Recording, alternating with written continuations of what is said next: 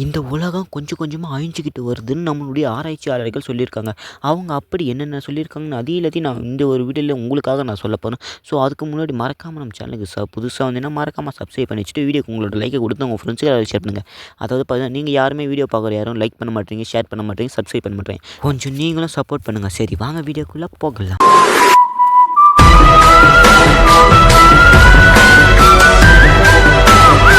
வானத்தில் இருந்து நம்மளுடைய பூமிக்கு பார்த்தீங்கன்னா ஒரு சிறிய கல் பார்த்தீங்கன்னா செம்ம வேகத்தில் பார்த்தீங்கன்னா வந்துக்கிட்டு இருக்குது. ஸோ அது வந்து அடையிற பகுதிகள் பார்த்தீங்கன்னா ரொம்பவும் டேஞ்சராக இருக்கும்னு நான் நினைக்கிறேன். அதாவது பார்த்தீங்கன்னா பேரழிவை ஏற்படுத்தும்னு நினைக்கிறேன். அதாவது பார்த்தீங்கன்னா கிட்டத்தட்ட அந்த ஒரு கல் பார்த்தீங்கன்னா 38,000 கிலோமீட்டர் வேகத்தில் பார்த்தீங்கன்னா இப்போ பார்த்தீங்கன்னா அது வந்துக்கிட்டு இருக்குது. ஸோ இது பார்த்தீங்கன்னா எப்போ நம்ம பூமியை அட்டாக் பண்ண போகுதுன்னு தெரியல. அந்த ஒரு விண்கல்லுக்கு ஒரு பேரே வச்சுருக்காங்க. அதாவது பார்த்தீங்கன்னா ஆஸ்டிராய்டு 2024 YR4ன்னு இந்த மாதிரி ஒரு பேரை பார்த்தீங்கன்னா வச்சுருக்காங்க. ஸோ அந்த ஒரு விண்கலுக்கு.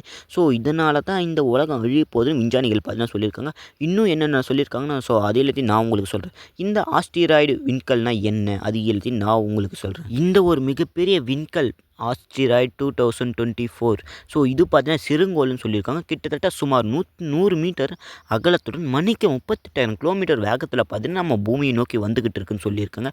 அதாவது பார்த்தீங்கன்னா டிசம்பர் 2032க்குள்ளே பார்த்தீங்கன்னா பூமி மிக அருகில் வந்துடும் பார்த்தீங்கன்னா சொல்லியிருக்காங்க. என்னடா இது இன்னும் கொஞ்சம் வருஷம் தான் இருக்க பொழுது இந்த உலகம் அழியத்துக்கு. இதுக்கு முன்னாடி பார்த்தீங்கன்னா நம்ம tick tick tick Jayam Ravi நடித்த படம் பார்த்தீங்கன்னா பார்த்துருப்போம். அதாவது பார்த்தீங்கன்னா ஒரு மிசைலை வச்சு பார்த்தீங்கன்னா ஒரு கல்லை பார்த்தீங்கன்னா பொழந்து பூமி கிட்ட இருந்து காப்பாற்றுவாங்க. ஸோ அதே மாதிரி தான் இந்த ஒரு பிளானும் பண்ணியிருப்பாங்கன்னு நினைக்கிறேன் நம்மளுடைய இந்திய ஆராய்ச்சியாளர்கள்.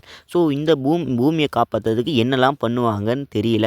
ஸோ அது எல்லாத்தையும் நான் உங்களுக்கு இன்னும் டீப்பாக சொல்கிறேன். அதாவது பார்த்தீங்கன்னா இந்த ஒரு சிறுங்கோள் பூமிக்கு மேல் அடுக்கில் இருக்கிற வளிமண்டலத்துக்கு மேலே வந்தாக்கா ஸோ இது பார்த்தீங்கன்னா பயங்கரமான அழிவை ஏற்படுத்தும்னு சொல்லியிருக்காங்க. அது மட்டும் இல்லை 8 மில்லியன் டன் ஆற்றல் கொண்ட TNT அளவிற்கு ஆற்றல் உருவாக்கலாம் சொல்லியிருக்காங்க. கிட்டத்தட்ட ஒரு நாடு இல்லைன்னா ஒரு கண்டமே காலியாகிற அளவுக்கு வாய்ப்பு இருக்குன்னு நான் நினைக்கிறேன். அதாவது பார்த்தா இதுக்கு முன்னாடி ஹீரோஷிமா அணுகுண்டு வெடிப்பதை விட 500 மடங்கு சக்தி வாய்ந்ததாக இருக்குன்னு சொல்கிறாங்க. அதுக்கப்புறம் என்ன இந்த ஒரு விண்கல் எந்த இடத்தை மோஸ்ட்டாக டார்கெட் பண்ணியிருக்கு. ஸோ அது எல்லாத்தையும் நான் உங்களுக்கு சொல்கிறேன். அதாவது பார்த்தீங்கன்னா நாசா மற்றும் பிற விண்வெளி ஆராய்ச்சியாளர் நிறுவனங்கள் பார்த்தீங்கன்னா அவங்க என்ன சொல்லியிருக்காங்கன்னா ஆஸ்டிராய்டு வடக்கு மற்றும் தென் அமெரிக்கா, பெசிபிக் பெருங்கடல், தெற்காசியா, அரேபிக் கடல் மற்றும் ஆப்பிரிக்கா ஆகிய பகுதிகளில் ஸோ எங்கு வேணாலும் மோதக்கூடிய வாய்ப்பு இருக்குன்னு சொல்லியிருக்காங்க.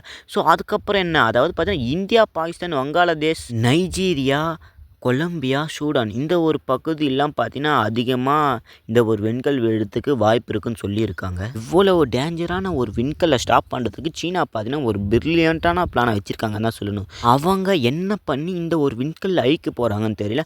ஸோ அவங்க பார்த்தீங்கன்னா ஒரு பிளான் பண்ணி வச்சுருக்கதா சொல்லியிருக்காங்க. ஸோ அதை என்னென்னு நான் உங்களுக்கு சொல்கிறேன். அவங்க பார்த்தீங்கன்னா ஒரு நெட்வொர்க் அமைப்பையே உருவாக்கி வச்சுருக்காங்க. அதாவது பார்த்தா ஆஸ்டிராய்டு வார்னிங் நெட்வொர்க்னு ஸோ ஒரு அமைப்பை பார்த்தீங்கன்னா உருவாக்கி வச்சுருக்காங்க. அந்த ஒரு அமைப்பில் பார்த்தீங்கன்னா முழுக்க முழுக்க இந்த ஆஸ்டிராய்டு ரீசர்ச் பற்றி தான் போய்கிட்டு இருக்கு. அதாவது பார்த்தீங்கன்னா இந்த ஒரு ஆஸ்டிராய்டு அதாவது பாதையை மாற்றுமா அதை பற்றி தான் பேசப்பட்டு வருது.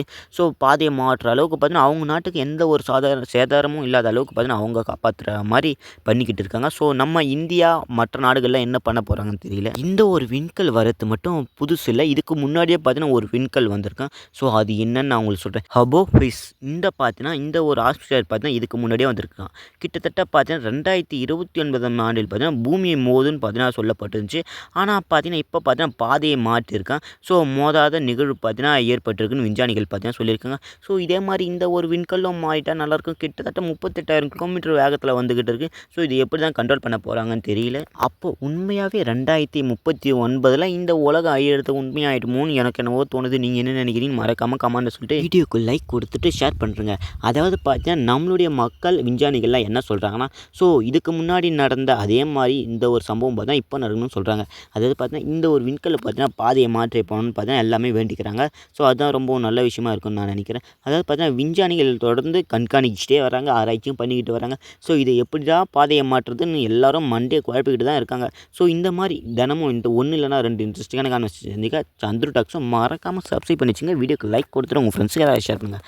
அடுத்த வீடியோவில் இந்த மாதிரி ஒரு இன்ட்ரெஸ்டிங்கான கான்வர்சேஷனில் சந்திக்கலாம். பாய்.